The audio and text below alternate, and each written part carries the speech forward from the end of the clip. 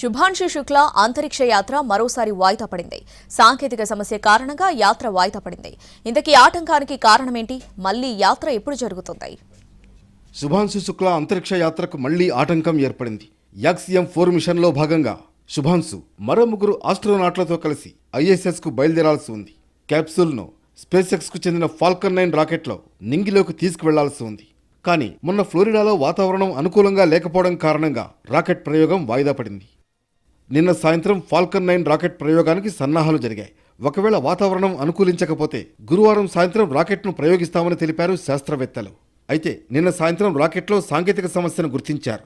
Liquid oxygen leak అవుతున్నట్లు గుర్తించడంతో ప్రయోగాన్ని వాయిదా వేశారు. అయితే మరమ్మతులకు ఎక్కువ సమయం పడుతుంది. అందువల్ల మళ్లీ రాకెట్ ప్రయోగాన్ని ఎప్పుడు నిర్వహించేది త్వరలో ప్రకటిస్తామని తెలిపింది స్పేస్ ఎక్స్.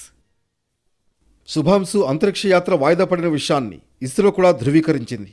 ప్రయోగానికి ముందు రాకెట్ బూస్టర్ టెస్ట్లో సమస్యను గుర్తించినట్లు తెలిపింది. సమస్యను పరిష్కరించాకే ప్రయోగం జరుగుతుందని తెలిపింది.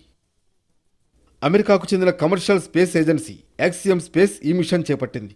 ఇందులో ఇస్రోతో పాటు అమెరికా అంతరిక్ష సంస్థ NASA, European space agency ESA భాగస్వాములుగా ఉన్నాయి. స్పేస్ ఎక్స్ కు చెందిన ఫాల్కన్ 9 రాకెట్ స్పేస్ క్యాప్సూల్ను నింగిలోకి తీసుకువెళుతుంది. శుభాంశు శుక్లా మిషన్ పైలట్ బాధ్యతలు నిర్వహిస్తారు.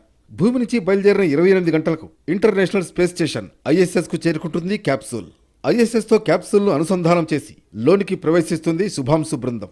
14 రోజుల పాటు ఐఎస్ఎస్ లో ఈ బృందం గడుపుతుంది. భారరహిత స్థితిలో అనేక ప్రయోగాలు చేయడంతో పాటు భారత ప్రధాని నరేంద్ర మోడీతో పాటు వివిధ పాఠశాల విద్యార్థులతో ముచ్చటించేలా ఈ యాత్రకు రూపకల్పన చేశారు.